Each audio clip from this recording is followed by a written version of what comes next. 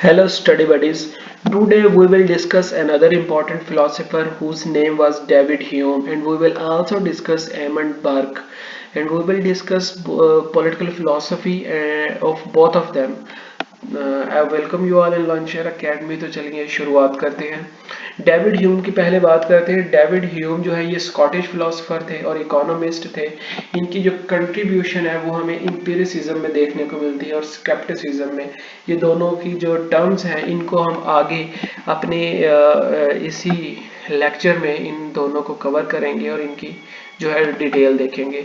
Hume की जो political philosophy है वो एक्चुअली बेस करती थी जो ह्यूमन बीइंग्स की आइडिया है कि वो मोटिवेट होते हैं सेल्फ इंटरेस्ट के साथ, और ये गवर्नमेंट की ड्यूटी है कि वो इंडिविजुअल इंटरेस्ट को सोसाइटी के इंटरेस्ट पर कुर्बान ना करे और सोसाइटी के इंटरेस्ट जो है उनको मुकद्दम रखे। तो इनकी यही फिलॉसफी जो है इसी को हम एम्पिरिसिज्म कहते हैं। ह्यूम जो है ये अब बिलीव रखते थे कि जो प्रॉपर्टी राइट्स हैं ये बहुत ज़रूरी हैं, और इंडिविजुअल फ्रीडम को अगर आपने मेंटेन करना है तो हमें ये प्रॉपर्टी राइट्स जो हैं इनको प्रोटेक्ट करना पड़ेगा।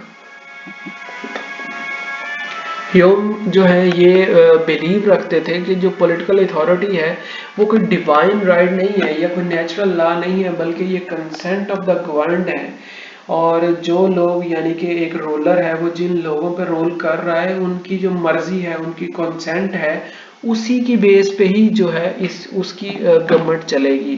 तो ये कोई नेचुरल राइट नहीं है, यानी कि ये थ्योरी ऑफ डिवाइन राइट की निगेशन है, एब्सोल्यूट निगेशन। ह्यूम जो है वो आल्सो उनका एक बिलीव था कि जो गवर्नमेंट है इसको लोगों की और सोसाइटी की, ओवरऑल सोसाइटी की वेलफेयर को प्रमोट करना चाहिए, और ये इनकी ड्यूटी है, चाहे इसकी सूरत में उन्हें इंटरफेयर करना पड़े पर्सनल फ्रीडम्स के साथ तो उन्हें करना चाहिए। It is very simple. Hume जो है वो आर्ग्यू करते थे कि जो जो पॉलिटिकल इंस्टीट्यूशंस हैं वो अपने रीज़न के ऊपर काम करें, ना कि ट्रेडिशन के ऊपर। क्योंकि हो सकता है ट्रेडिशंस जो है वो गलत एस्टेब्लिश हो गई हों, तो उन्हें चाहिए कि वो अपनी रीज़न जो है उसके ऊपर वो काम करें। ह्यूम जो है वो आल्सो उनकी अप्रोच स्केप्टिकल थी, और उनकी जो थ्योरीज है वो गवर्नमेंट के हिसाब से उसी सूरत में बेस्ट हो सकती थी कि जब ह्यूमन नेचर पे उनका एनालिसिस स्ट्रांग होता। अब ह्यूमन नेचर की उन्होंने कहा है कि उस पर लिमिट्स लगाई हैं, तो इस सूरत में जो ओवरऑल मशीनरी है गवर्नमेंट की वो भी उतने अच्छे तरीके से इम्प्लीमेंट नहीं हो सकती। तो इनका जो है स्केप्टिसिज्म, यूटोपिया यूटोपिया कहते हैं कि आइडियलिज्म को, कि हर चीज़ परफेक्ट है।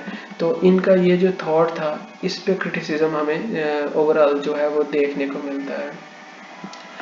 और ह्यूम जो है इनकी फिलॉसफी जो है वो एम्फोसाइज करती है एम्पिरिकल ऑब्जर्वेशन को और रैशनल एनालिसिस को और क्रिटिकल थिंकिंग को। जब आप पॉलिटिकल डिसीजन मेकिंग कर रहे होते हैं तो आपको जो है वो क्रिटिकली आपको एनालाइज करना पड़ता है, और इनकी फिलॉसफी यही प्रेजेंट करती है, उसका क्रक्स यही है कि जब आप कोई भी रूल कोई भी लॉ इम्प्लीमेंट करें तो आप ट्रेडिशन को ना देखें बल्कि आप रीज़न को देखें, और इन केस अगर वो रीज़न के साथ कोलाइड कर रहा है तो आप रीज़न को मुकद्दम रखें, उसको प्रेफर करें, और जो ट्रेडिशन है उसको छोड़ दें।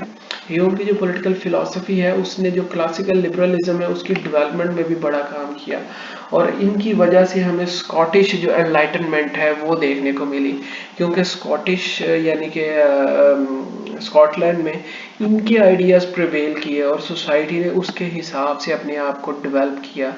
इनकी जो थ्योरी थी प्रॉपर्टी राइट्स को लेके, लिमिटेड पॉलिटिकल पावर को लेके, वो डिस्कस की जाती है, उस पर डिबेट होती है, लेकिन ये अपने आप में उस टाइम में ये ग्राउंड ब्रेकिंग थ्योरी थी।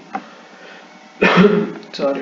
तो दोस्तों अब हम बात करेंगे एडमंड बर्क की। एडमंड बर्क जो है ये आयरिश स्टेट्समैन थे, और जैसे हमने पहले पढ़ा बाकी फिलोसफर्स का एक ह्यूज इम्पैक्ट था, और हमने देखा कि रोसो ने भी फ्रेंच रेवोल्यूशन में अपना जो है उनका उनकी राइटिंग्स का हिस्सा था। सिमिलरली एडमंड बर्क जो है इन्होंने भी अपनी जो पॉलिटिकली राइटिंग्स थी इनकी, उनका इम्पैक्ट हमें फ्रेंच रेवोल्यूशन में भी देखने को मिला। और एडवर्ड बर्ग जो है ये अपनी जो इन्होंने थ्योरी पेश की वो इन्होंने उस चीज़ पे रखी कि इनकी जो थ्योरी है वो develop over the period of time हुई है। तो यानी कि कस्टम्स जो हैं उनको ये लेके अपने साथ चले और उनकी कस्टम्स की बेस पे इन्होंने फिर थ्योरी डेवलप की। और इनकी जो थ्योरी है वो एक्चुअली जो है उसने सोशल अपहीवल्स और इंस्टेबिलिटी जो है उसको प्रमोट किया। और उसकी सबसे बड़ी रीज़न ये थी कि इन्होंने हमेशा जो अपनी फ़िलॉसफी है उसको प्रोपागेट इस अंदाज से किया कि जो पावर्स हैं सोसाइटी में वो स्टेट को इन्होंने दी और सॉवरन की जो स्ट्रेंथ है उस पे बात की। और इसी वजह से सॉवरन जो है वो मज़ीद आपको उसकी जो है पावर्स बढ़ती हुई नज़र आई। और जो बर्क थे इन्होंने इंडिविजुअल राइट्स की ज़रूर बात की और इन्होंने कहा कि इंडिविजुअल राइट्स जो है वो सोशल कॉन्ट्रैक्ट से ही ड्राइव होते हैं। और सोशल कॉन्ट्रैक्ट जो उस टाइम पे काफ़ी फैली हुई थ्योरी थी, इन्होंने उस पर भी बात की।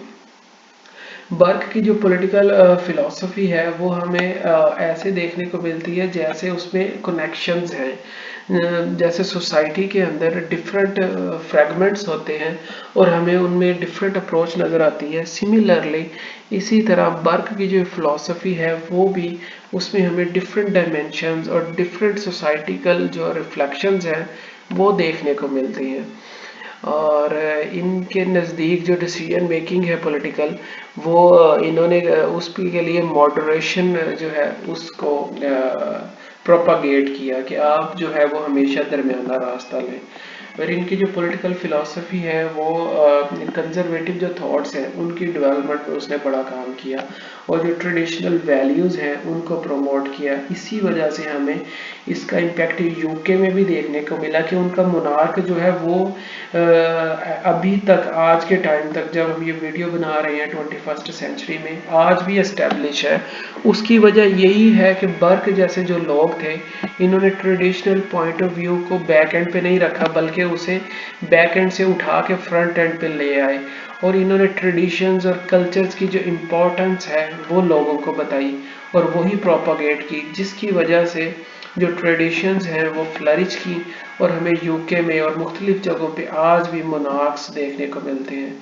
तो इसकी जो यूके की मोनार्की है उसका भी काफ़ी असर बर्क की फ़िलासफ़ी की वजह से है।